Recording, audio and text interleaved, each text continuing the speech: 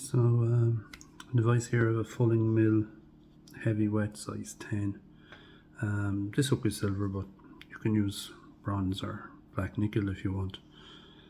I'm going to start off with some semperfli 30 denier in the nano silk. I like the nano silk for tying these mayflies because I'll be changing the thread at the head. I like to put fluorescent heads on certain ones, and because of that I like the thin thread. If otherwise I would just use classic waxed or something similar to 6/0 or 8/0 classic waxed would be fine. So I'm just going to run this thread all the way down to basically down to the bend of the hook. Then I'm going to catch in some medium pearl lurex. So let's catch it in, and then just going to run the thread down to the length I want of the pearl under the tail here. Then you can add some super glue or some lacquer. I'm going to add some lacquer or clear varnish to something that it'll stick to, so it might last a little bit longer. And so take 3 or 4 turns, and you can trap it down, and then just cut it off. Just move that light a bit up higher. It might make a little bit less glare on the silver hook, hopefully. For the tail of this one, I'm going to use some cocked pheasant center tail fibers. Maybe 5 or so should be enough, and I'm going to go about a little bit short to 1.5 times the length of the hook. Okay, just sketch those in on top and just run the thread up the body of the fly. Trim these off, and then on the way back down, catch in your wire. I'm using silver wire rib on this. It's a medium, so it's a semperfli silver wire in 0.2 millimeters. Just bring that down to the tail. That's fine. And because this isn't a wax thread, I'm going to have to give it a good bit of wax, and then I can apply my seals first. So I'm using the Frankie McPhillips and the natural Mayfly colour. Okay, you can blend it a bit as well if you wanted. You could add a tiny bit of a very light grey or dun through it. It works well on this pattern that way as well. But most of these already have a little bit of a mix of colours when you look really closely at them. So this one is kind of like a cream and yellow. I'm only guessing what the blend would be. You could use natural seals for it as well. It's a kind of a cream colour. It's a nice colour for me, a lighter coloured mayfly anyway. The hackle I'm using on this is it's grizzle cock. This is actually from a cape I've had for a while. It's a Rogan's Connoisseur cape, so it's probably similar to, I don't know, maybe a Whiting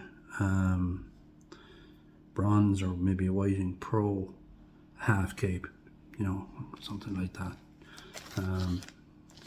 It was Rogan's at Donegal, which was a famous fly tying brand at one point in time, and not wanting to upset anyone, but I think it cost £23 for that. Let's just say capes tend to cost a bit more nowadays. So just catch that in, and on these mayflies I like to keep a lot of the turns fairly close together. Okay, now some people like to have 2 hackles on them. Makes them a bit more, I suppose, bumbly. I generally tie most of mine with one hackle, but I put the turns quite close together, and the same with the ribbing, so you know the colours do show through quite well.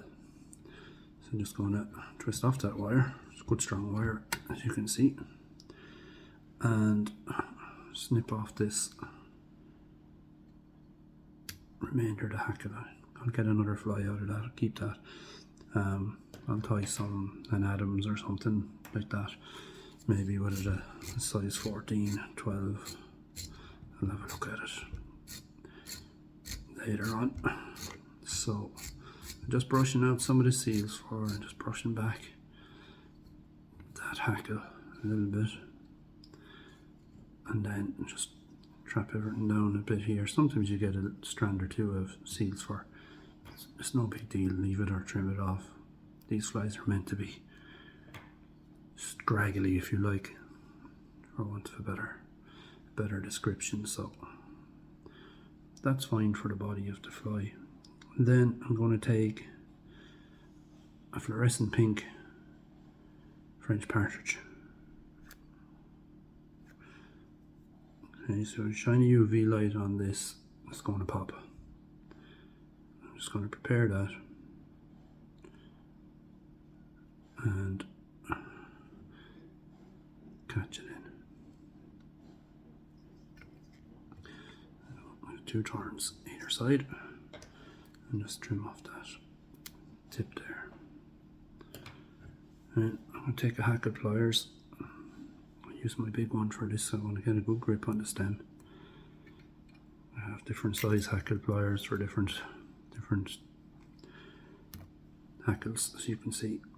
What happens, but it's just a little bit that was a little bit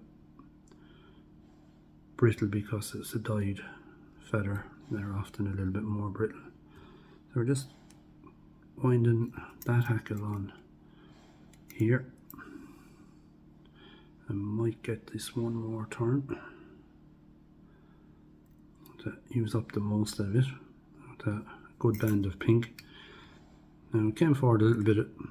It's one of the other things with the nano thread. I'm not too worried about that because I'll brush that back and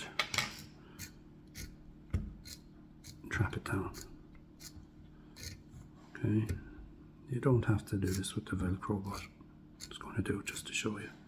So, and pull all the fibers back, and then this nano thread is so thin and so strong that it's going to trap all those down. I don't want to lean too hard now. I don't want to cut any materials either, but that's fine. And then for a little bit of extra movement on the front and a little bit more contrast, I'm just going to use a turn of a duck neck feather. It's a sort of a pale, really pale, almost salmon colour, which goes nicely with this bright pink. So just catch that in, trim it. I'm going to use my fingers. I could use the hackle pliers, but I prefer to wind hackles with my hand if I can.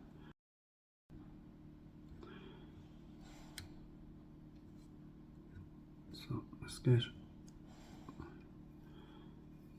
looking at 2 turns of this hackle here.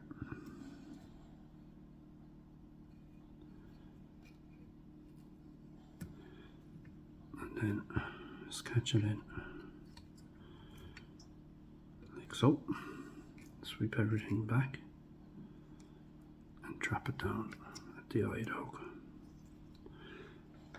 Then get your stem, trim it off. Careful not to cut your thread,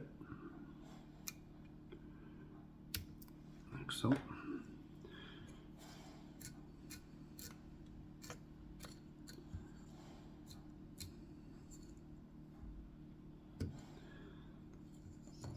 And then 1 or 2 turns of that.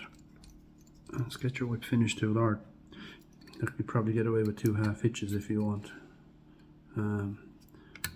Literally don't want too many turns of this, so 1, 2, like so. And I like fluorescent materials on the the head of these, so again, just anything sticking out like that, just give it a shot at the Velcro brush out of your way.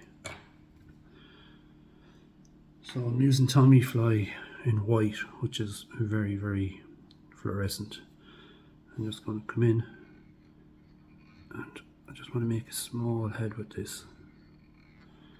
Now sometimes when you cut this, because you're only 3 or 4 turns, it will slip, fall off. If it does, just go again.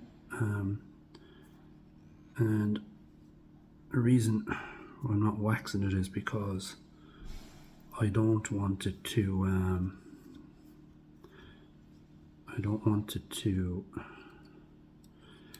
get dull in any way or take any of the fluorescence off it if I can help it. So let's give that maybe 3 turns, and then that's the head of the fly done. Just get your lacquer, just give that a drop of lacquer so nothing's going anywhere now. Slip off your fluorescent white, turn the fly upside down and give it another drop there, and then that'll get another probably 2 coats before it's finished. And then I'm going to try and see if I can show you the fluorescence of this fly. You can see the head popping there. Hopefully you can see the fluorescence of that pink and the white head glowing there. And there's your